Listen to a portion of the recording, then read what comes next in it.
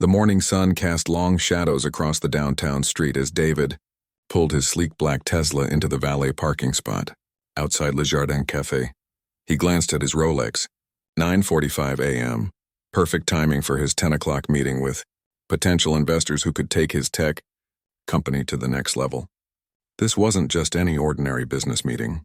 The three investors flying in from New York had the power to turn his already successful startup into a billion-dollar empire.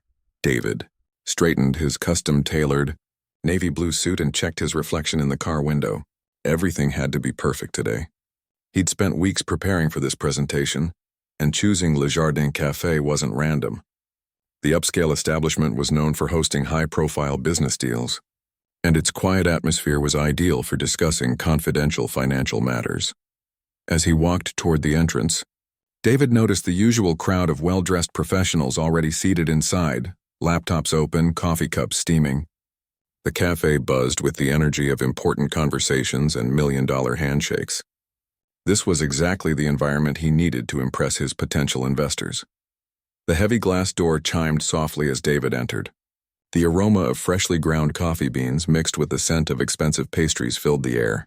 Crystal chandeliers hung from the ceiling, and soft jazz music played in the background. Everything about the place screamed success and sophistication. David approached the host stand where a young woman with blonde hair was organizing menus. She looked up with a bright smile, but before she could speak, a man in his 40s wearing a crisp white shirt and black tie stepped in front of her. "Excuse me, sir," the man said, his voice carrying an edge that immediately put David on alert. "I'm the manager here, and I need to inform you about our establishment policies." David raised an eyebrow, confused. "Good morning. I have a reservation under Washington for 10 a.m., table for 4. The manager, whose name tag read Collins, looked David up and down with barely concealed suspicion. "I'm sorry, but we have very strict dress code requirements here. This is a high-end establishment." David glanced around the cafe, noticing a man in jeans and a polo shirt typing on his laptop at a corner table. Near the window, a woman in casual business attire was deep in conversation with two others dressed similarly. His own suit probably cost more than what half the customers were wearing combined. "I'm not sure I understand," David said politely. "Is there something wrong with my attire?" Collins crossed his arms. "Look, I'm just trying to maintain the quality standards our clientele expects. We can't have just anyone walking in here and disrupting the atmosphere." The words hit David like a slap. He'd heard that tone before, seen that look. It was the same expression he'd encountered countless times throughout his life. Despite his success, despite his achievements, despite the fact that he'd built a company from nothing into a $50 million enterprise. "Just anyone?" David repeated, keeping his voice steady. "Sir, I'm a regular customer here and I have a confirmed reservation. My guest will be arriving shortly for an important business meeting." Other customers began to notice the commotion. Conversations quieted as people turned to watch the unfolding scene. David felt the familiar burn of embarrassment creeping up his neck, but he refused to let it show. Collins shook his head firmly. "I'm going to have to ask you to leave. We reserve the right to refuse service to anyone who doesn't meet our standards." "What standards exactly?" David asked, his patience wearing thin. He reached into his jacket pocket and pulled out his business card, extending it toward Collins. "Perhaps this will help clarify things." Collins barely glanced at the card before dismissing it with a wave. "Anyone can have fake business cards printed these days. Look, I don't want to make this harder than it needs to be." The hostess shifted uncomfortably behind Collins, her eyes darting between the two men. Other staff members had begun to gather, sensing the tension in the air. David noticed several customers had their phones out, some not even trying to hide the fact that they were recording. "This is ridiculous," David said, his voice rising slightly. "I'm a paying customer with a reservation. I've spent thousands of dollars in this establishment over the past year." Collins stepped closer, lowering his voice to a threatening whisper. "Sir, if you don't leave voluntarily, I'll be forced to call security. We don't need your kind causing problems here." The words hung in the air like poison. Your kind. David had heard those words before, but never in a place like this. Never when he was dressed in a suit that cost more than most people's monthly salary. Never when he was conducting legitimate business worth millions of dollars. An elderly woman at a nearby table audibly gasped. A young professional with his laptop open stared in disbelief. The entire cafe had gone silent except for the soft jazz music that suddenly seemed painfully inappropriate. David looked around the room, seeing the mix of expressions on people's faces. Some looked shocked and embarrassed for him. Others seemed uncomfortable but unwilling to intervene. A few appeared to be enjoying the spectacle. "I understand," David said quietly, his dignity intact despite the humiliation burning in his chest. "I'll leave." He turned toward the door, but Collins wasn't finished.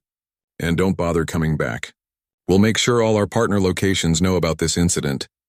David stopped and slowly turned around. The threat was clear, and it went beyond just this one cafe. Collins was essentially trying to blacklist him from an entire network of establishments. "Partner locations?" David asked, his voice deadly calm. "That's right," Collins said with a smug grin. "Lux Dining Group owns 12 restaurants in this city. Word travels fast in our industry." David nodded slowly, filing away that piece of information. "I see. Well, thank you for clarifying that." As David walked toward the exit, he heard whispers following him. Some customers were already posting on social media, their fingers flying across their phone screens. Others were calling friends, spreading word of what they'd just witnessed. The valet brought his Tesla around, and David tipped the young man generously despite everything that had just happened. As he sat in his car, David pulled out his phone and sent a quick text to his potential investors, explaining that the meeting location had changed and providing the address of another cafe across town. Then he sat for a moment, letting the reality of what had just happened sink in. Here he was, a successful CEO, a man who employed over 200 people, who had built something meaningful from nothing. And he'd just been treated like a criminal for the crime of existing in a space where someone decided he didn't belong. But as David started his car and pulled away from Le Jardin Café, he wasn't thinking about revenge or anger. Instead, his mind was already working, calculating, planning. Because Collins had just made a very expensive mistake, and David was about to show him exactly how expensive it would be.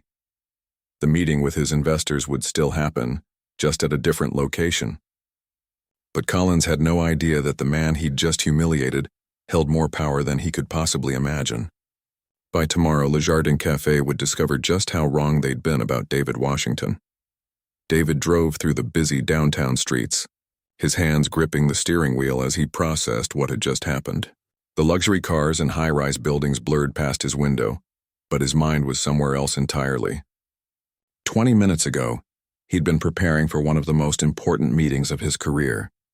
Now he was driving to a backup location, trying to shake off the sting of public humiliation. He pulled into the parking lot of Harbor View Café, a quieter establishment across town that he'd used for business meetings before. The irony wasn't lost on him. This place was actually more expensive than Le Jardin, but the owner had always treated him with nothing but respect. David sat in his car for a moment, collecting his thoughts before the investors arrived. His phone buzzed with a text from his assistant, Rebecca.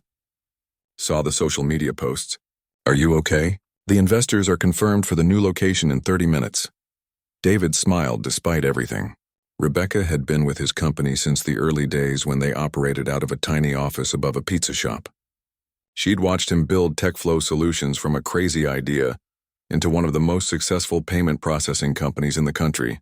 If anyone understood what this business meant to him, it was her. He texted back, "I'm fine. Please pull the Lux Dining Group files and send them to my phone." While he waited for the files, David's mind wandered back to the early days of his company. He'd started TechFlow Solutions 8 years ago with nothing but a computer, a dream, and $15,000 borrowed from his retirement savings. The idea was simple but revolutionary. Create a payment processing system that was faster, more secure, and more reliable than anything else on the market. The first year had been brutal.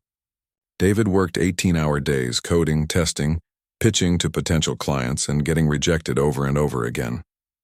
But he'd persevered because he knew his technology was superior. When that first major restaurant chain finally gave him a chance, everything changed. His phone chimed with Rebecca's email. David opened the attachment and felt his pulse quicken as he read through the information. TechFlow Solutions didn't just process payments for random businesses. They handled transactions for some of the biggest restaurant groups in the city, including Lux Dining Group. David scrolled through the contract details, his business mind automatically calculating numbers. TechFlow processed an average of $2.3 million in daily transactions for Lux Dining Group's 12 restaurants. That translated to roughly $840 million annually. The processing fees alone generated almost $2 million in yearly revenue for his company. But that wasn't even the most interesting part. David opened another folder on his phone and pulled up his investment portfolio. 3 years ago, when his company started generating serious profits, he'd diversified his investments into real estate. One of his smartest moves had been purchasing shares in Premier Properties, the commercial real estate firm that owned most of the upscale retail buildings in downtown. David's fingers flew across his phone screen as he cross-referenced property records. There it was, buried in the documents.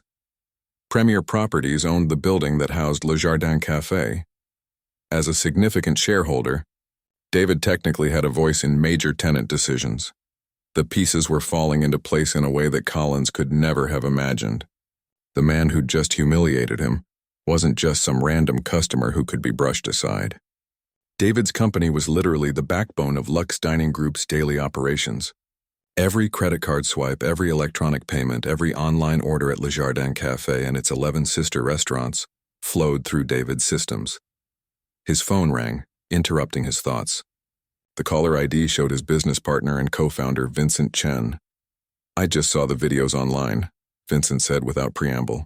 "David, I can't believe what happened to you." "Are you okay?" "I'm processing it," David replied honestly. "But Vincent, I need you to look at something. Pull up our client list and find Lux Dining Group." David could hear Vincent typing in the background. After a moment, his partner whistled low. "Oh, wow. They're one of our biggest restaurant clients." "David, they process everything through our system." "Exactly. And check our real estate investments. Premier Properties, more typing." "Got it. You own 8% of Premier Properties? That makes you one of their largest individual shareholders." David felt a grim satisfaction. "And Premier Properties owns the building where Le Jardin Café operates." Vincent was quiet for a moment, understanding the implications. "So the guy who just threw you out of his restaurant, his business literally depends on your technology to function, and you have influence over his lease agreement." "That's right.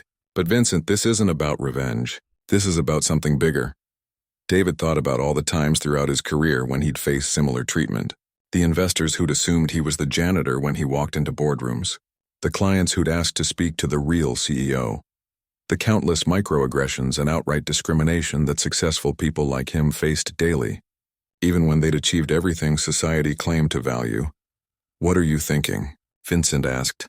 "I'm thinking this is an opportunity to send a message, not just to Collins or Le Jardin Café, but to every business owner who thinks they can treat people this way without consequences." David's phone buzzed with another notification. His social media alerts were going crazy. The videos from Le Jardin Café were spreading across platforms faster than he'd expected. Justice for David was starting to trend, and major news outlets were picking up the story. A black SUV pulled into the parking lot. His investors had arrived right on time. David straightened his tie and prepared to compartmentalize. He had a job to do, a presentation to give, and a company to grow. But in the back of his mind, the wheels were already turning. As he walked toward Harborview Café, David's phone rang again. This time it was his lawyer, Patricia Rodriguez. "David, I've been monitoring the situation online," Patricia said. "Are you planning to take legal action?" "Not the kind you're thinking of," David replied. "But I want you to review all our contracts with Lux Dining Group. Look for termination clauses, notice requirements, anything that gives us options. Consider it done. But David, you realize that if you terminate their payment processing, you'll be giving up almost $2 million in annual revenue." David paused at the entrance to Harborview Café. "Patricia, some things are more important than money. But don't worry, I have a feeling we'll make up that revenue pretty quickly once word gets out about what we stand for." Inside the cafe, David could see his 3 potential investors already seated at a corner table, their briefcases open and documents spread out. These men controlled venture capital funds worth billions of dollars. If today's meeting went well, TechFlow Solutions could expand internationally, maybe even go public within 2 years. As David walked toward the table, his phone buzzed one more time. It was a text from Rebecca. "The Collins situation is everywhere online. CNN just called asking for a comment. What should I tell them?" David quickly typed back, "Schedule a press conference for tomorrow morning. And Rebecca, get me a meeting with the Premier Properties Board of Directors as soon as possible. Mr. Washington." One of the investors stood up with a warm smile, extending his hand. "We heard about the unfortunate incident at the other location. We're just glad you could accommodate the change of venue." David shook hands with each investor, noting their respectful demeanor and professional courtesy. The contrast with his earlier experience wasn't lost on him. These men, who controlled more wealth than most people could imagine, treated him with the respect that a cafe manager had refused to show. "Gentlemen, thank you for your patience," David said, settling into his chair. "I apologize for the confusion this morning." "No apology necessary," said the lead investor, Thomas Harrison. "Actually, we've been following the social media coverage. The way you handled that situation with such dignity speaks volumes about your character. That's exactly the kind of leadership we look for in our investment partners." As the meeting progressed and David presented his expansion plans, part of his mind was already working on something else entirely. Collins had made this personal, but David was going to make it educational. By tomorrow, everyone would understand that discrimination wasn't just morally wrong, it was also very, very expensive. By evening, David's phone hadn't stopped buzzing. The incident at Le Jardin Café had exploded across social media in ways he never could have predicted. What started as a handful of witness videos had grown into a nationwide conversation about discrimination in upscale establishments. The hashtag Justice for David was trending on 3 different platforms, and news outlets from coast to coast were covering the story. David sat in his home office, a spacious room lined with awards and certificates from his years building TechFlow solutions. Through the floor-to-ceiling windows, he could see the city lights twinkling below. His assistant, Rebecca, had forwarded him dozens of interview requests, but he'd declined them all. He wasn't ready to speak publicly yet. First, he needed to think strategically about his response.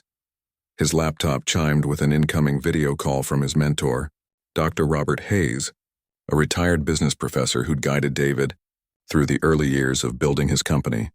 Dr. Hayes had built and sold 3 successful companies before becoming one of the most respected voices in entrepreneurship education.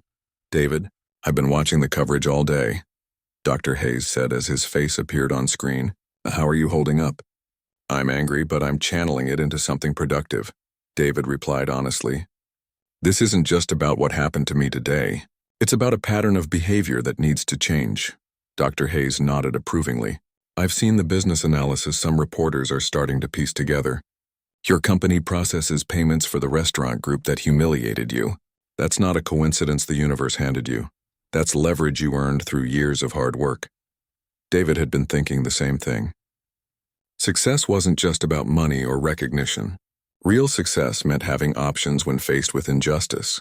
10 years ago, if someone had treated him this way, he would have had to walk away and swallow his pride. Today was different. "I've called an emergency board meeting for tomorrow morning," David said. "Vincent agrees that we need to take a stand, but I want to make sure we're doing this for the right reasons." "What are the right reasons?" Dr. Hayes asked, though David suspected his mentor already knew the answer. "Education, change, making sure other business owners understand that discrimination has real consequences." David paused, organizing his thoughts. "Dr. Hayes, how many other successful entrepreneurs have been treated this way and had no recourse? How many talented people have been dismissed and humiliated because someone made assumptions based on their appearance?" Through his office windows, David could see the building where TechFlow Solutions occupied 3 floors of premium office space. 237 employees depended on the company for their livelihoods. Many of them were young professionals from diverse backgrounds who'd found opportunities with TechFlow that other companies had denied them. David's phone rang. The caller ID showed Patricia Rodriguez, his lawyer. "David, I've been reviewing the Lux Dining Group contracts like you asked," Patricia said. "The termination clause allows for 30 days' notice for any reason, or immediate termination for cause. Given today's incident, you could argue cause. What about the financial impact on us? Short term, you'd lose about $1.8 million in annual revenue. Long term, the publicity from taking a principled stand could bring in much more business than you'd lose. Companies are increasingly choosing vendors based on social responsibility. David thanked Patricia and ended the call. He was about to close his laptop when another video call came in. This one was from Angela Torres, CEO of Torres Hospitality, one of the most successful restaurant groups on the West Coast. David had met her at several industry conferences over the years. "David, I hope you don't mind me calling," Angela said. "I've been following today's story and I wanted to reach out personally." "I appreciate that, Angela. I want you to know that what happened to you today doesn't represent the hospitality industry as a whole. Most of us understand that success comes from treating all customers with respect and dignity." Angela paused, choosing her words carefully. "I also want you to know that Torres Hospitality would be honored to work with TechFlow Solutions. We've been looking for a payment processing partner who shares our values." David was intrigued. Torres Hospitality operated over 40 restaurants across 12 states. Their business would more than replace the revenue he'd lose by dropping Lux Dining Group. "I'd be very interested in exploring that partnership," David said. "Good. But David, there's something else. I've been in touch with several other restaurant owners today. We've all seen the videos and we're all disgusted by what happened. There's a group of us who want to make a statement about inclusive business practices." After ending the call with Angela, David felt a shift in his perspective. This wasn't just about punishing Le Jardin Café anymore. It was about building something positive, creating a network of businesses committed to treating all customers with respect. His phone buzzed with a text from Rebecca. "Press conference scheduled for tomorrow at 10 a.m. Also, Premier Properties Board can meet with you Thursday morning."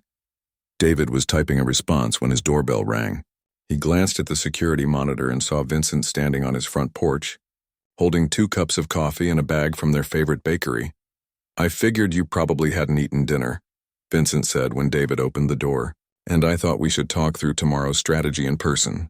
They sat in David's kitchen, the same room where they'd originally sketched out the business plan for TechFlow Solutions 8 years ago. Vincent had been David's roommate in graduate school, and their friendship had evolved into one of the most successful business partnerships in the tech industry. "So, what's the play tomorrow?" Vincent asked, unwrapping a sandwich. David pulled out a legal pad where he'd been jotting down notes throughout the evening. "First, we announced that TechFlow Solutions is terminating its contract with Lux Dining Group, effective immediately.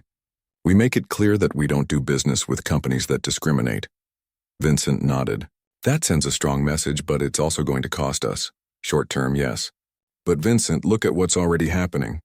Angela Torres wants to partner with us specifically because of our values. I've gotten calls from 3 other restaurant groups today expressing similar interest. Taking a stand isn't just the right thing to do. It might also be the smart business move." David showed Vincent his notes from the various calls he'd received throughout the day. Restaurant owners, tech executives, and community leaders had all reached out to express support. Several had specifically mentioned wanting to do business with companies that stood up for their principles. "There's something else," David continued. "I want to announce the creation of the Equal Service Initiative at tomorrow's press conference." "What's that?" "A program that provides free training to hospitality workers on inclusive customer service. We'll partner with restaurants, hotels, and retail establishments to make sure incidents like today don't happen to other people." Vincent set down his coffee, impressed. "So you're not just punishing bad behavior, you're actively working to prevent it." "Exactly. And here's the best part. We'll make it profitable. Companies that complete our training program get preferred rates on payment processing services. It creates an incentive for businesses to do the right thing." They spent the next 2 hours refining the strategy. David would hold his press conference, announce the contract termination, and introduce the Equal Service Initiative. Vincent would work with their marketing team to create materials explaining their position. Rebecca would coordinate with friendly media outlets to ensure their message reached the right audiences. As Vincent prepared to leave, he paused at the front door. "David, I have to ask, are you sure you want to make this such a public stand? Once we do this press conference tomorrow, there's no going back. We'll be known as the company that puts principles before profits." David thought about Colin's sneering face, about the humiliation he'd felt walking out of Le Jardin Café, about all the other successful people who'd faced similar treatment with no recourse. "Vincent, when we started this company, we said we wanted to build something that mattered. Tomorrow we get the chance to prove that we meant it." After Vincent left, David sat alone in his kitchen looking at his reflection in the darkened window. Tomorrow would change everything. By the time his press conference ended, Le Jardin Café would understand that they'd made a very expensive mistake. But more importantly, other businesses would understand that discrimination wasn't just morally wrong, it was also financially dangerous. David opened his laptop one more time and began drafting his statement for tomorrow's press conference. He wanted every word to be perfect because he knew that people across the country would be watching. This was his chance to turn a moment of humiliation into a catalyst for change. The first line came to him immediately. Yesterday, I was denied service at a restaurant not because of my character or my credentials, but because someone decided I didn't look like I belonged there. Today, I want to talk about why that was the most expensive mistake that restaurant ever made. The conference room at TechFlow Solutions had never seen a crowd like this. Camera crews from 5 major news networks filled the space, their equipment creating a maze of cables and bright lights. Print journalists sat with notepads ready, while social media influencers streamed live to their followers. David had expected media attention, but nothing quite like this. Rebecca stood near the back of the room, coordinating with the production crew.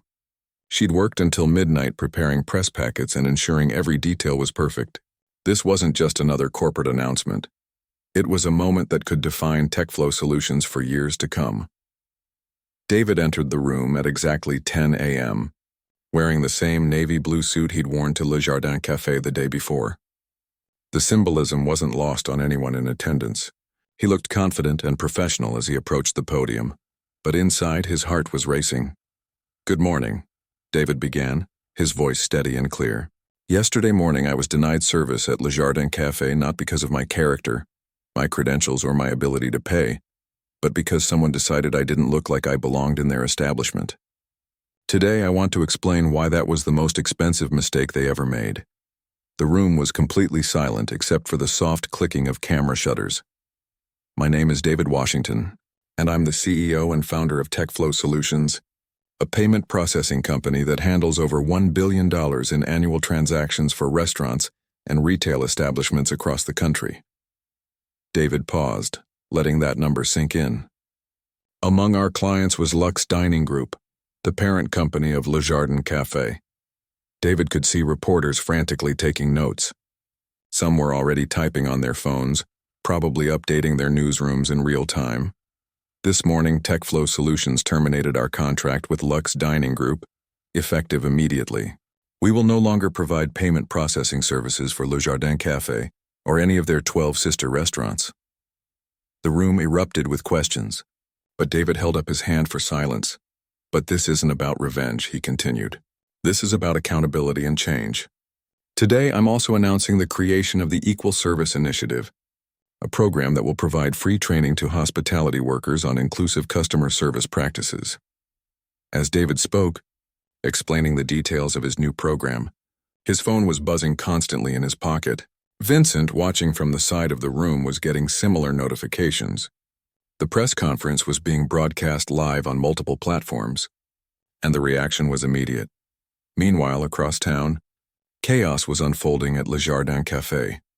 Collins had arrived that morning to find protesters gathered outside the restaurant, some carrying signs reading "Equality for all customers" and "Discrimination has consequences." But the protesters were the least of his problems. The cafe's point-of-sale system had gone dark at exactly 9 a.m., the moment David's contract termination took effect. Without TechFlow's payment processing, the restaurant couldn't accept credit cards, process online orders, or handle any electronic transactions. In a city where most customers paid digitally, this was essentially a death sentence. Collins frantically called other payment processing companies, but none could implement a new system immediately.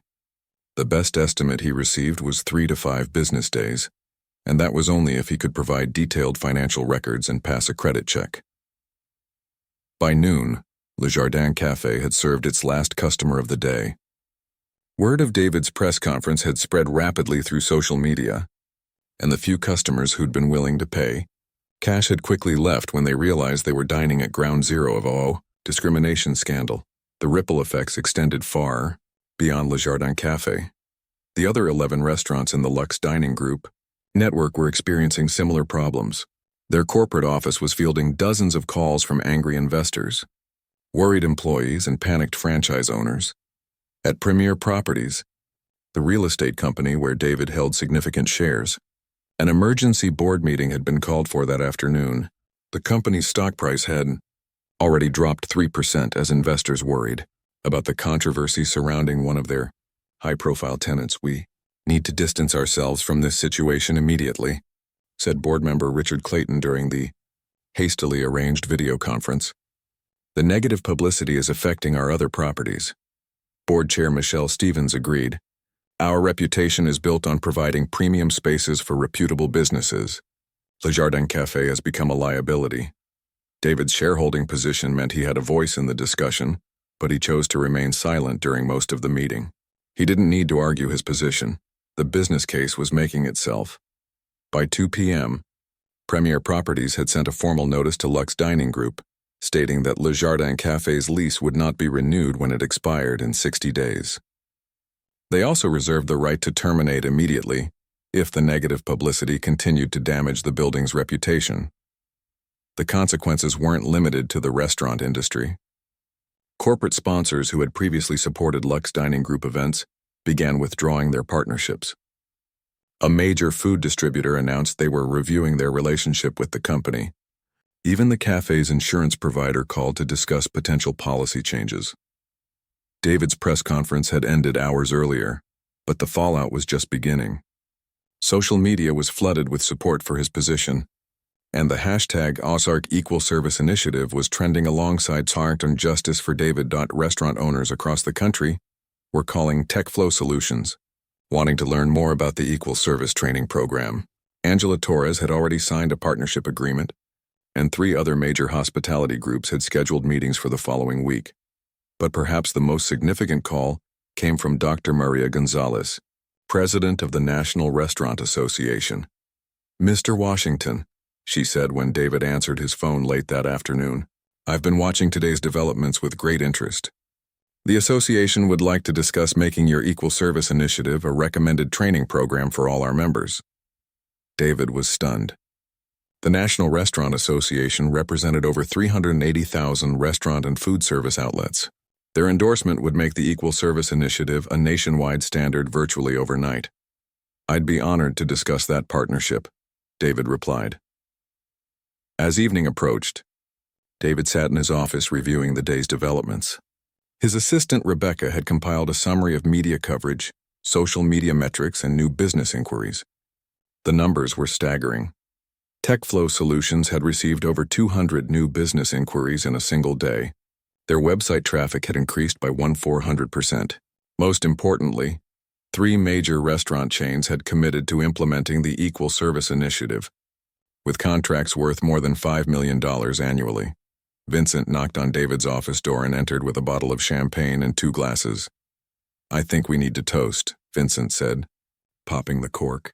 "Not because we destroyed Le Jardin Café, but because we built something meaningful from a terrible situation." David accepted a glass but held it without drinking. "Vincent, I keep thinking about Collins. He made a split-second decision based on prejudice, and it's going to cost hundreds of people their jobs. The servers, the cooks, the cleaning staff, they didn't deserve this." "You're right," Vincent agreed. "But David, how many other people were going to be humiliated in that restaurant if you hadn't taken a stand? How many other businesses will think twice before discriminating because they know there could be consequences?" David finally raised his glass. "To accountability," he said. "To accountability," Vincent echoed. As they clinked glasses, David's phone buzzed with one final notification of the day. It was a text from Rebecca. "Le Jardin Café just announced they're closing permanently, effective tomorrow." David set down his champagne glass and stared out his office window at the city lights below. Somewhere out there, Collins was probably realizing that his moment of prejudice had cost him everything. It was a harsh lesson, but perhaps a necessary one. Tomorrow would bring new challenges and new opportunities. The Equal Service Initiative was just the beginning of what David hoped would become a nationwide movement toward genuine equality in business. But tonight, he allowed himself a moment to appreciate how far he'd come from that humiliated man who'd walked out of a cafe just 24 hours earlier. The most expensive mistake in Le Jardin Café's history was about to teach the entire business world a lesson they wouldn't soon forget. 6 months after the incident that changed everything, David stood outside the building that once housed Le Jardin Café. The space had been completely transformed. Where pretentious crystal chandeliers once hung, warm Edison bulb fixtures now created a welcoming glow. The marble floors had been replaced with reclaimed hardwood, and the walls displayed artwork from local artists of diverse backgrounds. A sign above the entrance read, "Common Ground Café," in elegant but approachable lettering. Through the large windows, David could see customers of all backgrounds sharing tables, working on laptops and engaging in animated conversations.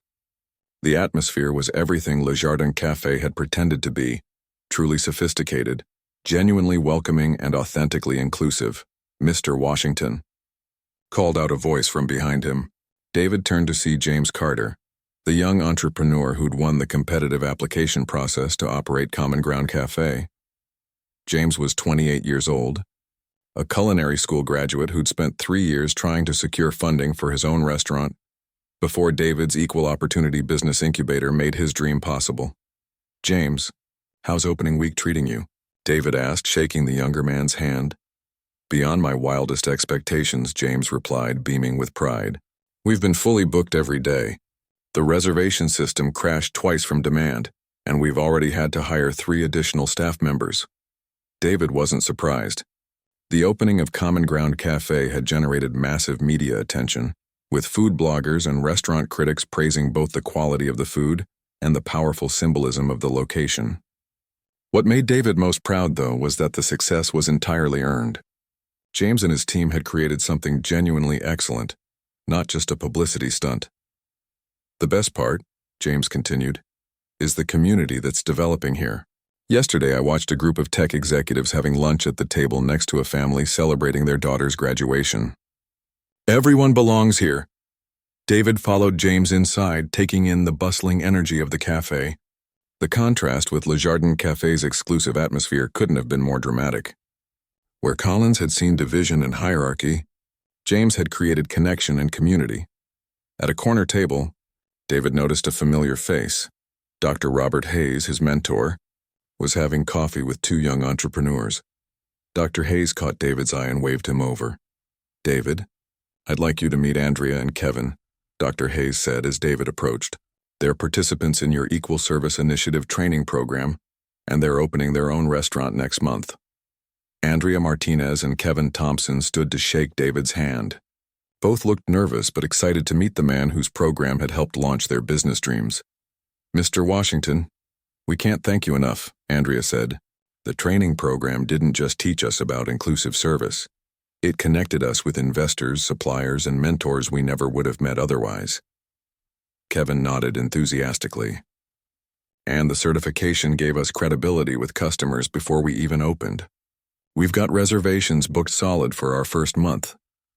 This was exactly what David had hoped the Equal Service Initiative would become. What started as a response to discrimination had evolved into a comprehensive support system for inclusive businesses.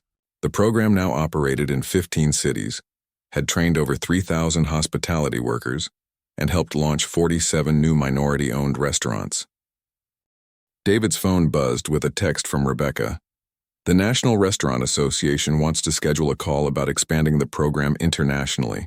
Also, the mayor's office called about the Community Impact Award ceremony next week." As David read the message, he reflected on how dramatically his life had changed.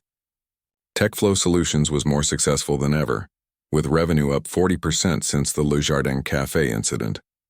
But more importantly, the company had found its true purpose beyond just processing payments. They were processing change. "David, do you have a moment?" James asked, approaching with a nervous expression. "There's something I wanted to discuss with you privately." They stepped outside onto the sidewalk where the afternoon sun cast long shadows between the downtown buildings. James looked around to make sure they couldn't be overheard. "I got a call yesterday," James began hesitantly. "From Collins, the manager who used to run Le Jardin Café." David felt his stomach tighten. He hadn't heard Collins's name mentioned in months, though he'd occasionally wondered what had happened to the man whose prejudice had set everything in motion. "What did he want?" David asked carefully. He's been out of work since Le Jardin closed. Apparently, word got around the industry pretty quickly about what he did and nobody wants to hire him. James paused, choosing his words carefully. He asked if I would consider hiring him as a server or busboy. He said he's learned from what happened and wants to make amends. David was quiet for a long moment, processing this unexpected development. Collins, the man who'd humiliated him, who'd refused to see his humanity, was now asking for a job at the restaurant that had risen from the ashes of his discrimination. "What did you tell him?" David asked. "I told him I'd think about it. David, I believe in second chances, but I also want to respect what this place represents. What do you think I should do?" David looked through the cafe windows at the diverse group of customers inside. An elderly white couple was sharing dessert at one table, while a young black family celebrated what looked like a birthday at another. Near the window, a group of teenagers from different backgrounds were studying together, their textbooks spread across a large table. This was what Collins had tried to prevent with his prejudice. This beautiful, natural integration of people sharing space and creating community together. Now he wanted to be part of it. "James, the decision is entirely yours," David said finally. "But if you do decide to give him a chance, I'd suggest requiring him to complete the Equal Service Initiative training program first. Not as punishment, but as education. He needs to understand not just what he did wrong, but why inclusive service benefits everyone." James nodded thoughtfully. "That's a great idea. And maybe having him here, seeing him serve customers he once would have judged, would send an even stronger message about the power of change." As they talked, David noticed a familiar car pulling up to the curb. Vincent stepped out, followed by Patricia Rodriguez, David's lawyer, and Angela Torres from Torres Hospitality. They were all smiling broadly. "David," Angela called out as she approached. "We have incredible news. The Equal Service Initiative just received endorsement from the International Restaurant Association. They want to implement the program in 12 countries. Patricia was practically beaming. "And the legal precedent from your case has been cited in 3 similar discrimination lawsuits. Other companies are settling quickly rather than risk the kind of consequences Lux Dining Group faced." Vincent handed David a tablet showing TechFlow Solutions' latest quarterly report. "Our revenue is up 60% from this time last year, and we've got partnerships pending with 5 major hospitality groups internationally." David scrolled through the numbers, amazed at how much had changed since that morning when he'd been denied service at a cafe. But the financial success, while gratifying, wasn't what made him most proud. "You know what the best part is?" David said, looking around at his friends and colleagues. "We didn't just punish discrimination. We replaced it with something better." Dr. Hayes joined the group, having finished his meeting with the young entrepreneurs. "David, I've been in business for 40 years, and I've never seen a single incident create such widespread positive change. You've literally transformed an entire industry's approach to customer service." As the sun began to set over the city, David found himself thinking about the man who'd started all of this, Collins. Tomorrow, James would probably call him with a decision about the job application. If Collins was truly committed to change, if he was willing to humble himself and learn, then maybe there was hope for transformation even in the most unlikely places. David pulled out his phone and typed a message to James. "Whatever you decide about Collins, make sure he knows that redemption is possible, but it requires genuine commitment to change, not just regret about consequences." 6 months ago, David had walked out of Le Jardin Café humiliated and angry. Tonight, he stood outside Common Ground Café surrounded by friends, colleagues, and the thriving community that had grown from the ashes of prejudice. The building was the same, but everything else had been transformed. As his group prepared to head inside for dinner, David took one last look at the bustling cafe. Through the windows, he could see James moving from table to table, checking on customers with genuine warmth and attention. This was what hospitality was supposed to look like. Not exclusive and judgmental, but welcoming and inclusive.